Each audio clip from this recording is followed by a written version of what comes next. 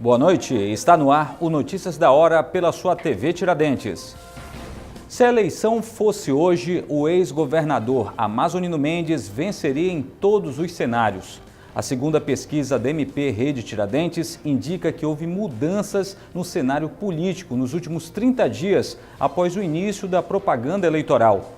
Comparativamente com a pesquisa realizada entre os dias 21 e 25 de junho, as posições entre os ex-governadores Eduardo Braga, do PMDB, e Amazonino Mendes, do PDT, se inverteram. Amazonino cresceu, Eduardo caiu. Quem também cresceu foi a ex-deputada federal Rebeca Garcia, do PP. Vamos aos números da pesquisa. Na pesquisa espontânea de intenção de votos para governador do Amazonas, o candidato Amazonino Mendes aparece na frente com 15,3% das intenções. Logo em seguida, Eduardo Braga com 12,8%. Rebeca Garcia é a terceira colocada com 7,4%. José Ricardo é o quarto com 3,3%. Na sequência, Wilker Barreto, Luiz Castro, Marcelo Serafim, Jardel e Liliane Araújo, todos com menos de 1% das intenções de votos. Não sabem opinar 46,9%. Nenhum dos candidatos soma 8,5%. Na pesquisa estimulada, quando o eleitor é estimulado a escolher um dos candidatos por meio de fotos, Amazonino Mendes também lidera, com 30,17% do eleitorado. Eduardo Braga soma 23,49%, Rebeca Garcia 16,36%, José Ricardo 6,48%, Wilker Barreto 1,51%, Marcelo Serafim 1,37%, Luiz Castro apresenta 1,18% e Jardel 0,59%. Brancos e nulos somam 11,06%. Não sabem dizer em quem votar, totaliza 7,79% do eleitorado. Em outro cenário de segundo turno, Amazonino Mendes supera os principais adversários. Contra Eduardo Braga, venceria com 41,03%, enquanto que o adversário atingiria 35,08%. No confronto com Rebeca Garcia, Amazonino Mendes também levaria vantagem, com 42,08% dos votos, contra 37,04% da candidata do PP. O nome da candidata Liliane Araújo não foi incluído em razão do indeferimento da sua candidatura pelo Tribunal Regional Eleitoral. O TRE informou que os votos dela somente serão computados se for concedida uma decisão favorável à candidata pelo Tribunal Superior Eleitoral. O Instituto do MP Rede Tiradentes ouviu 1.528 eleitores na capital e no interior, entre os dias 19 e 20 de julho. A pesquisa foi registrada com o número no TRE 05879/2014.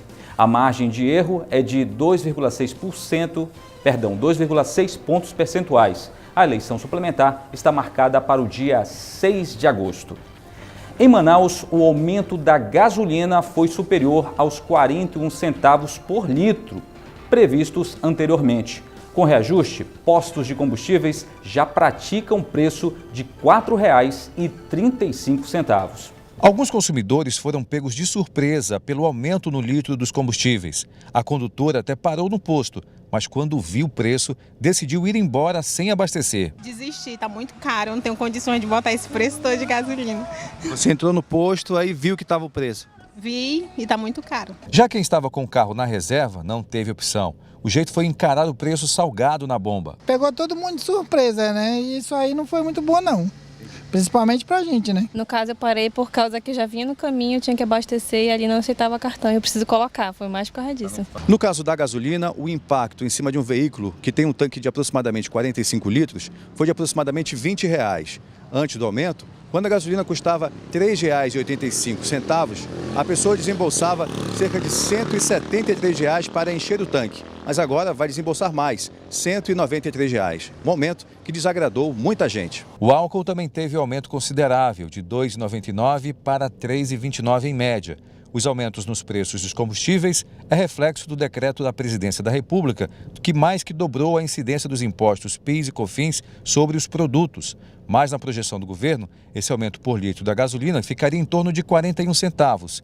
Mas faltou avisar os donos de postos. O aumento ficou 50 centavos por litro em Manaus. O reflexo desse aumento ainda vai ser sentido gradativamente em outros segmentos da economia, uma vez que praticamente tudo está ligado ao preço dos combustíveis, como o transporte, geração de energia e até a produção rural.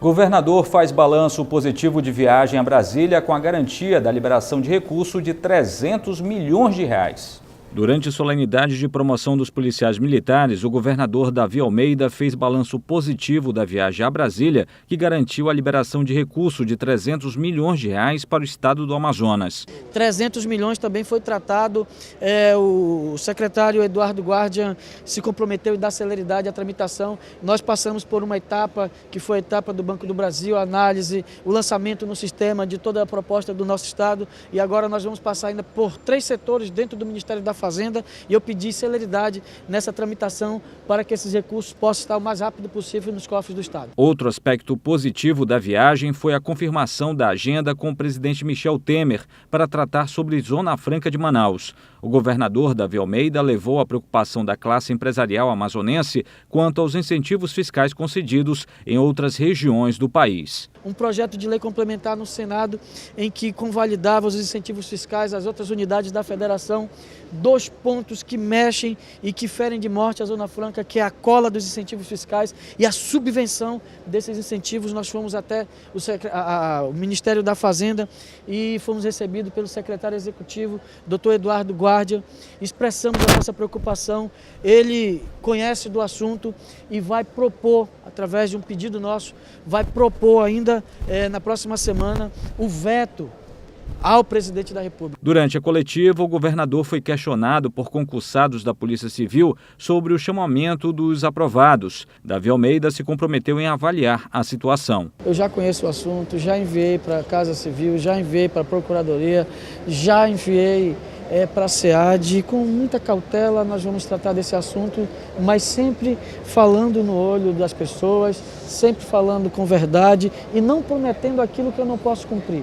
Eu não vou dar uma resposta somente para agradar e depois ter que encontrar a Ingrid, a quem eu conheço, e ter que baixar a cabeça porque eu menti. Eu não vou mentir, eu vou falar a verdade para eles. O encontro entre o governador Davi Almeida e o presidente Michel Temer deve ser realizado ainda no mês de julho ou agosto. A data será confirmada pelo Palácio do Planalto.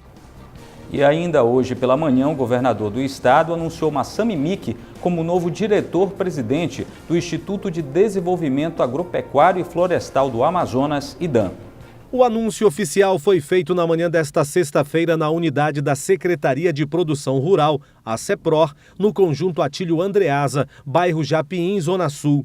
A solenidade contou com auditório lotado e personagens envolvidos com a produção rural. De acordo com Davi Almeida, o ex-vereador Massami Miki assume oficialmente o Instituto de Desenvolvimento Agropecuário do Estado do Amazonas na segunda-feira, por conta de questões burocráticas. O compromisso que o Estado tem com o setor primário, o setor produtivo do Estado, com os produtores, com os gestores, apresentar também o novo diretor-presidente do IDAM.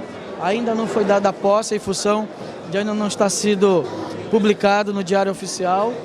Assumir os compromissos aqui de melhorar as condições, a infraestrutura do nosso estado, as vicinais, melhorar o orçamento do setor primário. Massami Miki afirma que, ao assumir o cargo, quer discutir com técnicos do IDAM sobre problemas do setor e buscar melhorias. Venho nessa casa para poder discutir com demais técnicos valiosos, que eu sei que existem muitos técnicos valiosos nessa casa aqui no IDAM. Quero sentar e fazer uma parceria de trabalho e discutir os problemas, onde estão os entraves, os gargalos da produção do setor primário. O governador Davi Almeida aproveitou para fazer um balanço da viagem dele ao Ministério da Fazenda. O Estado propõe mudanças ao projeto de lei complementar que trata da convalidação de incentivos fiscais do imposto sobre circulação de mercadorias e serviços concedidos pelos estados fora da Zona Franca de Manaus. E expressávamos a ele a nossa preocupação com aquele projeto que foi aprovado no Senado, passou pela Câmara, voltou para o Senado, em que a convalidação dos incentivos fiscais, a chamada cola e a subvenção. Explicamos a ele da necessidade do veto do presidente em relação a esses 2 itens que ferem de morte o modelo Zona Franca de Manaus. Sobre a liberação de recursos aprovados junto ao Banco do Brasil para a infraestrutura no estado, Davi Almeida afirma que tudo está bem encaminhado. Pedir a celeridade para tramitação no Ministério da Fazenda da liberação dos recursos da ordem de 300 milhões que visam investimentos no interior e na capital do estado do Amazonas. 2 integrantes de uma associação criminosa que era investigada pelo roubo de uma carga de microprocessadores avaliada em aproximadamente 3 milhões de reais foram presos nesta quinta-feira pelos policiais da Delegacia Especializada em Roubos, Furtos e Defraudações.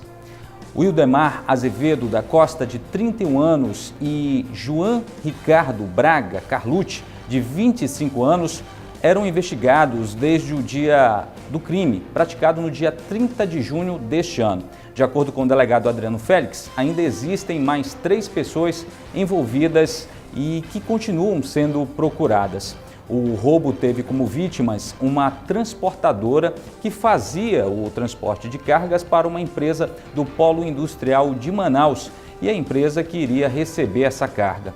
Segundo a polícia, o crime ocorreu nas mediações da Bola da Suframa, na Avenida Ministro Mário Andreasa, bairro Vila Buriti, zona sul da capital. Na ocasião, os infratores abordaram o motorista da van que fazia o transporte da carga com armas de fogo e roubaram o material que havia acabado de chegar da China e iria ser entregue a uma empresa do Distrito Industrial. A carga foi vendida para uma empresa do Paraguai pelo valor de R$250 mil.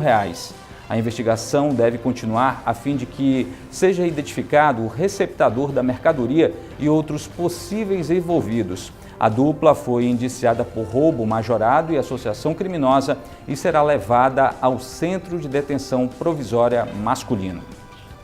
Solenidade oficializa a promoção de policiais militares com entrega de insígnias na Arena Poliesportiva Amadeu Teixeira. Mais de 2.000 policiais militares participaram da solenidade na Arena Amadeu Teixeira. O governador Davi Almeida fez a entrega das insígnias aos oficiais da Polícia Militar, simbolizando a promoção concedida pelo governo do estado. As promoções da Polícia Militar e de Bombeiros e o escalonamento da Polícia Civil foram garantidos pelo governo no último dia 13 de julho. Hoje é um momento histórico para a nossa Polícia Militar do estado do Amazonas. É o maior número de promoções que a Polícia Militar já foi contemplada. São 2.528 policiais militares promovidos. E isso faz com que nós tenhamos uma evolução muito grande na carreira do nosso policial militar. Promoções essas que estavam paradas desde 2014. E isso reforça ainda mais e incentiva o nosso policial militar para trabalhar mais motivado. Os decretos com os atos de promoção beneficiam 2.415 policiais militares e 400 bombeiros e garantem ainda a incorporação aos salários do reajuste previsto no plano de escalonamento da Polícia Civil para 2017. As aspirantes Flávia Baetas e Simone Damasceno, que trabalham na Diretoria de Saúde do Comando Geral, integram o efetivo da PM que recebeu a promoção. A gente estava nessa expectativa, já tinha mais ou menos 2 anos que a gente estava aguardando essa promoção. Demorou, né? Mas graças a Deus a gente conseguiu, afinal de contas era um direito nosso, né? Os familiares ficaram radiantes, comemoraram bastante essa tão esperada promoção, né? Participaram da solenidade de entrega de insígnias aos policiais militares, autoridades civis e militares, além dos familiares dos PMs que lotaram a Arena Amadeu Teixeira. Desavença entre condôminos e construtora vai parar na justiça. Moradores reclamam de um molho d'água debaixo de uma das torres de apartamentos. O condomínio Vivendas do Aleixo foi entregue em 2014 e fica numa via movimentada do bairro Coroado. Recentemente, problemas de infiltração tiraram o sossego dos moradores. A água que brota do solo embaixo de uma das torres estaria provocando problemas nos apartamentos. Quem tem garagem nas proximidades dos vazamentos também não pode estacionar. Os moradores reclamam que não estão tendo o retorno devido da construtora e resolveram chamar a imprensa. O publicitário Alexandre Torres alega que o problema é antigo e que a solução tem demorado a chegar. Está um impasse aí, uns dizem que é olho d'água, outros dizem que é um vazamento de um cano, mas ninguém resolve a situação. E eles não resolvem de fato a questão, não esclarecem para a gente o que é que está vendo. Se é um olho d'água, se é um vazamento de um cano normal, porque isso aqui já me informaram que era um buritizal, não sei nem se podia ter sido construído aqui. O síndico João Gordiniano afirma que todas as providências foram tomadas junto à construtora, que tudo possível está sendo feito para que o problema seja solucionado. A obra não foi entregue ainda pela construtora. A partir do momento que ela entregar, nós vamos chamar a comissão do condomínio, que o condomínio tem um conselho, chamar os moradores envolvidos em questão e apresentar essa situação. Na próxima semana, um engenheiro da construtora deve participar da reunião com os moradores para explicar melhor o que está sendo feito para solucionar definitivamente o problema. Instituições beneficentes fazem panfletagem nas ruas de Manaus para divulgar a ação nacional Criança Não É de Rua. O ponto escolhido para as abordagens aos condutores de veículos e populares foi o cruzamento da Avenida Djalma Batista com a Rua Pará. A ação nacional Criança Não É de Rua foi realizada na manhã desta sexta-feira com o tema Por um Diagnóstico Nacional Já. O objetivo é dar visibilidade à situação de rua de crianças e adolescentes no Brasil, sensibilizar a sociedade e reivindicar do poder público ações para enfrentar o fenômeno social. O evento foi organizado pelo abrigo O Pequeno Nazareno. Foi uma grande satisfação realizar esse evento, com a parceria de outras organizações, e foi realmente um sucesso. Nós conseguimos falar com alguns motoristas, abordar alguns pedestres e falar da importância dessa campanha nacional Criança Não É de Rua. A ação contou com atividades artísticas, urbanas, blitz, panfletagens e coleta de assinaturas solicitando um diagnóstico nacional sobre o caso. Também participaram representantes dos abrigos Mamãe Margarida e Monte Salém. A gente chama a atenção da sociedade para um trabalho que as instituições fazem de acolher as crianças, de abrigar as crianças, de cuidar delas, mas a sociedade também pode fazer parte disso. Essa é a proposta não só da Casa Mamãe Margarida, mas também do Pequeno Nazareno, que tem desenvolvido um trabalho muito importante que visa tirar as crianças e adolescentes de situação de rua. Levantamento feito pela Associação Beneficente O Pequeno Nazareno mostra que em Manaus existem 78 crianças e adolescentes em situação de rua. Do total, 53 vivem no bairro Colônia Antônio Aleixo, que está recebendo o projeto Gente Grande para combater o problema. OAB e Movimento Amigos da BR-319 assinam carta compromisso com candidatos ao governo do estado.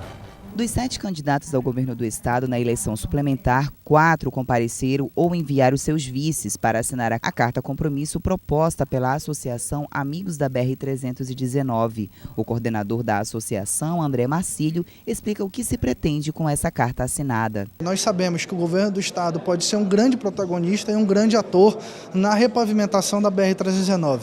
Então esta carta compromisso é justamente para que a população possa ver quem está a favor da BR-319, quem veio prestigiar não apenas o evento, mas todos aqueles que acreditam na rodovia. A Ordem dos Advogados do Brasil também abraçou a causa e passou a apoiar a associação. O presidente da OAB, Marco Aurélio Choi, acredita que esse compromisso com os candidatos pode ter efeito nas futuras discussões, quando o candidato for eleito. Justamente sensibilizando os candidatos ao governo do estado nessa eleição suplementar por essa causa que é uma causa dos amazonenses, A gente sabe que a construção da rodovia é uma atribuição do governo federal.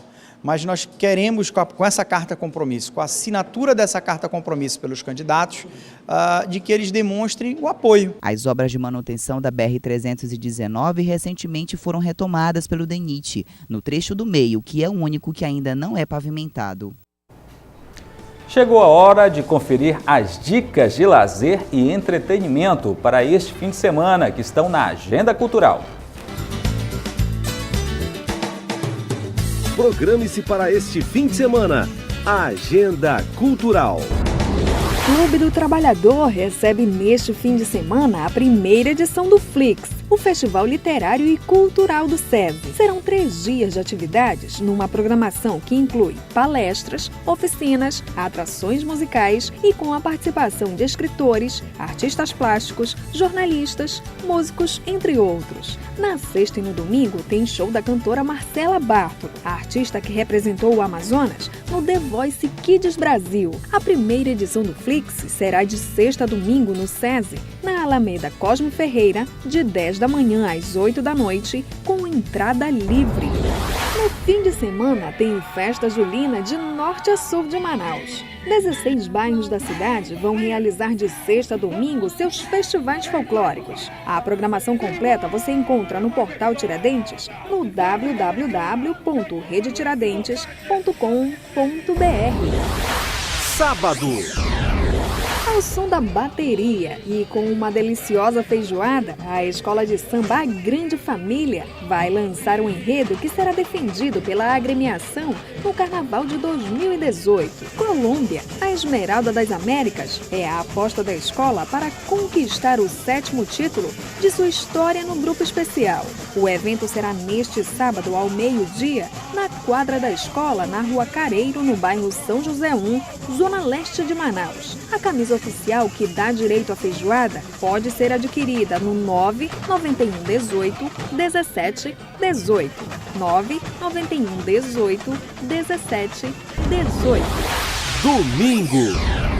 Quem curte teatro de rua não pode perder neste domingo às 5h30 da tarde o espetáculo infanto-juvenil Zão e Zoraida, diretamente do Rio Grande do Sul. A história começa com o encontro de 2 palhaços que juntos partem para a busca da felicidade eterna. É no Largo de São Sebastião, no centro da capital, neste domingo, dia 23 de julho. Anote as dicas, agende-se, divirta-se. Andréa Cristiane Vieira e a cultura na Rede Tiradentes.